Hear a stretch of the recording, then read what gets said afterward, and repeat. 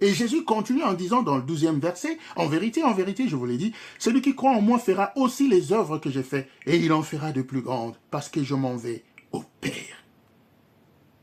Et tout ce que vous demanderez en mon nom, je le ferai, afin que le Père soit glorifié dans le Fils. 14. Si vous demandez quelque chose en mon nom, je le ferai. Voilà, Christ demande à ce que nous puissions croire en lui, que le monde ne nous trouble pas, que le monde ne nous séduise pas, que tout ce qui se passe dans ce monde, c'est semblant des réalités, dans la politique, dans les événements, les sports, la musique, les arts, toutes ces cultures-là, toutes ces choses, ces inventions, la technologie, l'intelligence artificielle, toutes ces choses, le Seigneur nous avertit que cela ne nous trouble pas. Nous devrions d'abord croire en lui. Croire que c'est lui qui donne la vie. Croire que c'est lui le chemin, la vérité et la vie. En dehors de Jésus-Christ, il n'y a rien d'autre. Parce que tout passera. Jacques chapitre 2, verset 19. Je lis au nom de Jésus-Christ. Et on va descendre un peu. Tu crois qu'il y a un seul Dieu, tu fais bien. Les démons le croient aussi et ils tremblent. 20. Veux-tu savoir, ô homme vain, que la foi sans les œuvres est inutile? Abraham, notre père, ne fut-il pas justifié par les œuvres lorsqu'il offrit son fils Isaac sur l'autel? Tu vois que la foi agissait avec ses œuvres, et que par les œuvres de la foi, qu'il fut rendu parfaite. Ainsi s'accomplit ce que dit l'Écriture. Abraham crut à Dieu, et cela lui fut imputé à justice. Et il fut appelé ami de Dieu. Voyez-vous? Donc, là, un enfant de Dieu maintenant est appelé à produire, comme on avait dit, hein, dans ce qu'on avait lu au début, sur l'ivraie et le blé, Matthieu 13, 24 à 30. C'est qu'un enfant de Dieu doit produire, doit être du blé, pas de l'ivraie. L'ivraie, c'est quelque chose qui ne produit rien. Ça prend de la place, de l'espace pour rien du tout.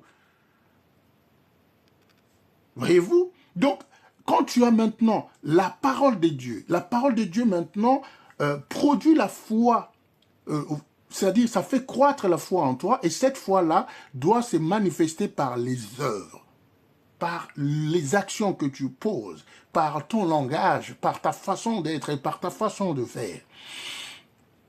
En étant toujours dans le droit chemin, en étant toujours dans la vérité, en étant toujours dans la lumière, en étant toujours dans le bon côté, en fait, du bon côté de l'histoire, faisant des bonnes choses, des œuvres qui glorifient Dieu, des œuvres bonnes dans l'amour, la fraternité, le partage, la solidarité, dans l'entraide. C'est ça les œuvres des enfants de Dieu.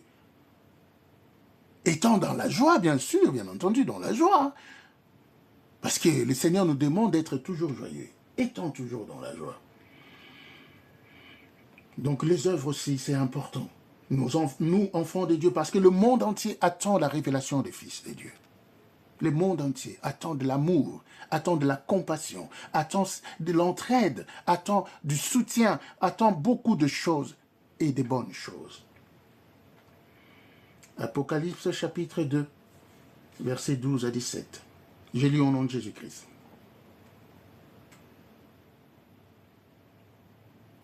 Écrit à l'ange de l'église de Pergame.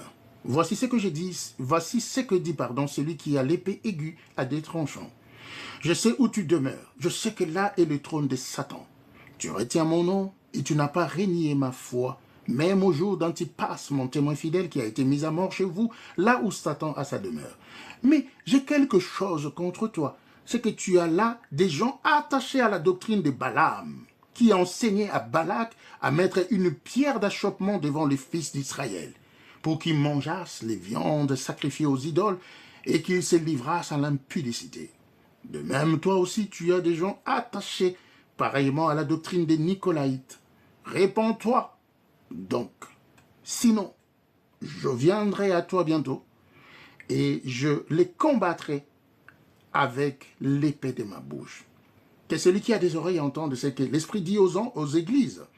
À celui qui vaincra, Je donnerai la manne cachée. J'ouvre la parenthèse. C'est que le Seigneur Jésus-Christ parlait là. Le pain qui descend du ciel. La manne cachée, c'est ça. Le pain, ce qu'on appelle le fruit de l'arbre de vie. La manne cachée. Et je lui donnerai un caillou blanc. Et sur ce caillou est écrit un nom nouveau que personne ne connaît, si ce n'est celui qui les reçoit. Amen, amen. Donc ici, le Seigneur nous appelle à la repentance.